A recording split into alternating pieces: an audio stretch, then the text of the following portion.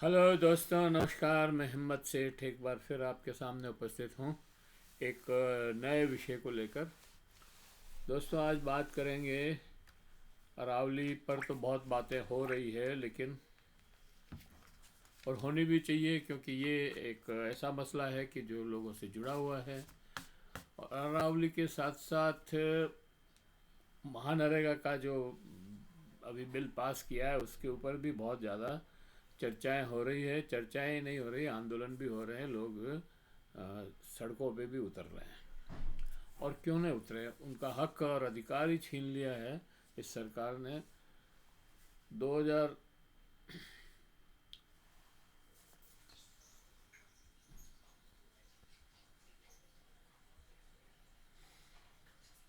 मनमोहन सिंह की सरकार में जो कानून बनाया था, रोजगार का कानून, विश्व का सबसे बड़ा कानून था, उस कानून को इन्होंने ख़त्म करके और फिर से योजना में लगा दिया। मतलब जो आदमी मांग करके रोज़गार ले सकता था कि मुझे रोज़गार की ज़रूरत है, आप मुझे रोज़गार दीजिए, वो हक जो है ख़त्म कर दिया। इसलिए उसके ऊपर चर्चा हो रही है। और दूसरा ये है कि पहले बजट जो था वो आ, मांग के आधार पर उनको बजट बनाना पड़ता था। अब बजट के आधार पर मांग निकालेंगे, मतलब और फिर तीसरा ये है कि स्टेट जो है उसको 40% जो है देना पड़ेगा। पहले 10% ही देना पड़ता था। तो इन सब चीज़ों में क्या होगा कि जॉब निकलेंगे ही नहीं और लोग जो है भूखे ही मरेंगे, मतलब उनको काम नहीं मिलेगा। तो ये इसलिए भी उसका विरोध हो रहा है। और तीसरा ये है कि अरावली पहाड़ श्रृंखला पर 20 साल से जो है नई परिभाषा का खेल चल रहा था, उसको इस बार सुप्रीम कोर्ट ने समाप्त कर दिया। और सुप्रीम कोर्ट ने कहा कि 100 मीटर से नीचे की जो पहाड़ियाँ हैं, वो पहाड़ियाँ अरावली की पहाड़ियों में नहीं गिनी जाएगी और उन्हें निर्माण के काम में, खनन के काम में, विकास के काम में उपयोग किया जा सकता है। तो ऐसे में ये एक बहुत बड़ा सेटबैक है, क्योंकि अरावली अगर कट जाएगी तो बहुत सारी चीज़ें, इसका असर जो है हिमालय तक पड़ेगा। और उत्तर भारत में जो बालू और ये जो थार की जो हवाएं आती थी उसको रोकती थी, ये वो अब नहीं रुकेगी। तो सीधी उत्तर भारत, यूपी, बिहार और इवन हिमाचल और उत्तराखंड तक जो है वो हवाएं पहुंचेगी और रेगिस्तान जो है, और ये कोहरा और बढ़ जाएगा। तो इसलिए इन सब का विरोध हो रहा है। लेकिन हम आज बात करना चाहते हैं दोस्तों, इससे भी ज़्यादा जो मुश्किल काम है, जो अ, 5 पहाड़ जो हैं, पहाड़ी श्रृंखला, उनका भी इसी तरह से अ, विनाश हो रहा है। वो भी विनाश के कगार पे हैं और उनकी बहुत ज़्यादा चर्चा नहीं हो रही है। लेकिन राजनेता और प्रशासन और पूंजीपतियों के गठजोड़ ने इनके अस्तित्व को मिटाने का संकल्प लिया है। उससे धरती माता भी और लोग भी उसे चैलेंज कर रहे हैं।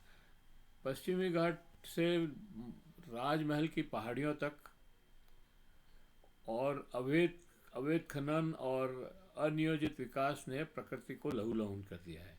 वायनाड केरल से भूसंकलन और जोशीमठ का धंसना इस बात के प्रत्यक्ष प्रमाण हैं।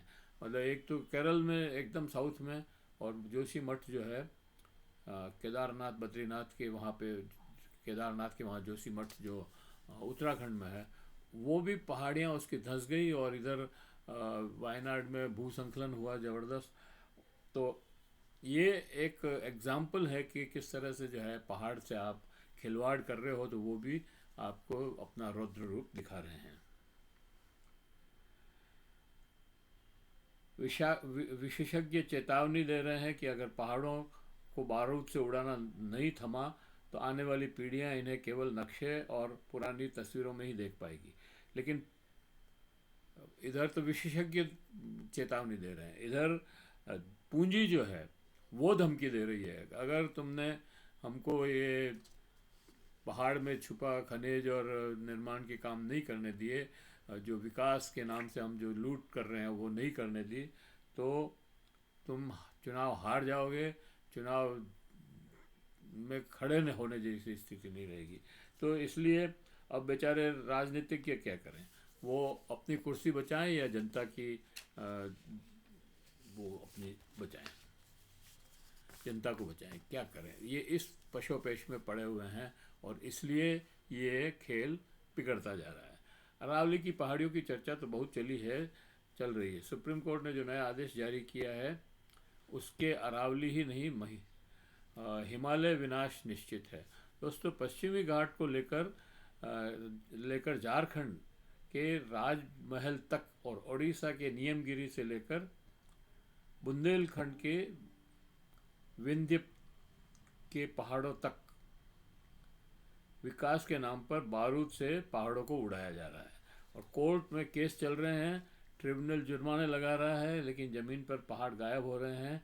पश्चिमी घाट भारत का वाटर टावर खतरे में है और यूनेस्को की विश्व धरोहर सूची में शामिल और दुनिया के 8 हॉटेस्ट हॉट स्पॉट में से एक पश्चिमी घाट 6 राज्यों गुजरात, महाराष्ट्र, गोवा, कर्नाटक, केरल और तमिलनाडु में फैला हुआ है।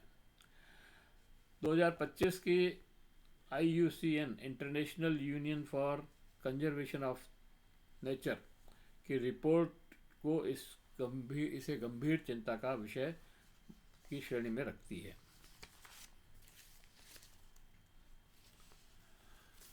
क्या खतरा है इससे? वायनाड केरल में हुए विनाशकारी भूसंकलन ने साबित कर दिया है कि पश्चिमी घाट अब और बोझ नहीं सह सकता है। माधव गाडगिल बनाम कस्तूरी रंगन रिपोर्ट ये विवाद एक दशक से चल रहा है, से भी ज़्यादा पुराना है, लेकिन आज भी कोर्ट में जिंदा है। राज्य और केंद्र सरकार हर सही बात को विकास विरोधी होने का टैग लगाकर आगे बढ़ जाती है। इसी तरह गोवा में लोहा आवश्यक मतलब आयरन ओर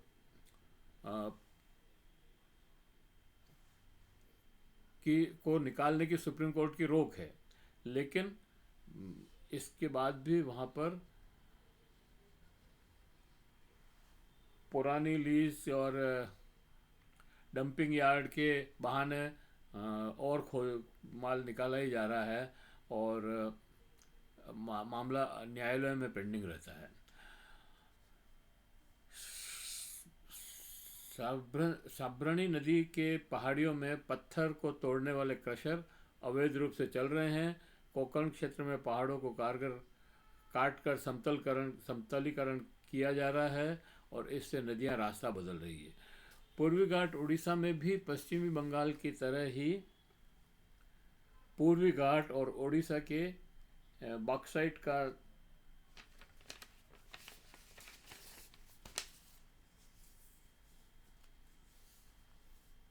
बहुत है वहाँ पे, और वहाँ पहाड़ आदिवासियों के देवता और बॉक्साइट एल्यूमिनियम के भंडार दोनों हैं।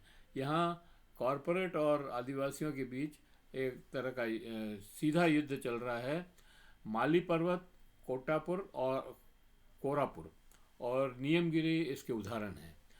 माली पर्वत पर हिंडाल्को की माइनिंग लीज का विरोध पिछले 2 दशक से चल रहा है और स्थानीय आदिवासियों का आरोप है कि इस माइनिंग से उनके 36 12 माही जल स्रोत सूख जाएंगे। प्रतिरोध के कारण माइनिंग नहीं हो पा रही है। इसी तरह नियमगिरी और वेदांता और डागरिया कोंध आदिवासियों के बीच लड़ाई चल रही है।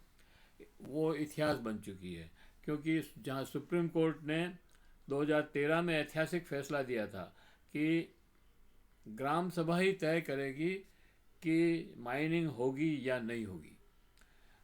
नियमगिरी को तो आदिवासियों ने बचा लिया, लेकिन आसपास की पहाड़ियों पर अभी भी विनाश पुरुषों की नज़र लगी हुई है। तो दोस्तों, ये अब राजमहल की पहाड़ियां हैं झारखंड में, वो उनका वो गायब हो रही है और उनका इतिहास ही गायब हो रहा है।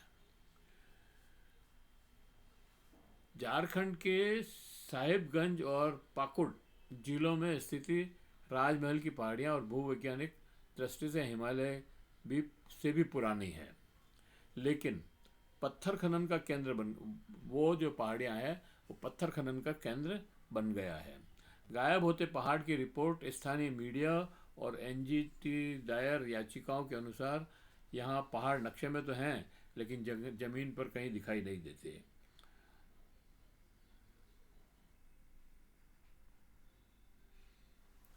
सब समतल मैदान बन चुका है। राजमहल की पहाड़ियाँ गंगा नदी के किनारे स्थित है। क्रशर से उड़ने वाली धूल और मलबे से गंगा इकोसिस्टम भी तबाह हो रहा है। ईडी के छापों में 1,000 करोड़ रुपए के घोटाले का पर्दाफाश हुआ है। यहाँ पहाड़ पैसे में बदल चुके हैं। विंध्याचल पर्वत मध्य प्रदेश यूपी पत्थर माफियाओं का गढ़ है। बुंदेलखंड और मध्य प्रदेश और उत्तर प्रदेश की सीमा अवैध बैडस्टोन सैंडस्टोन और ग्रेनाइट खनन के लिए कुख्यात है। मिर्ज़ापुर में कैमूर की पहाड़ियाँ छलनी हो चुकी है। पन्ना मध्य प्रदेश पन्ना टाइगर रिजर्व के आसपास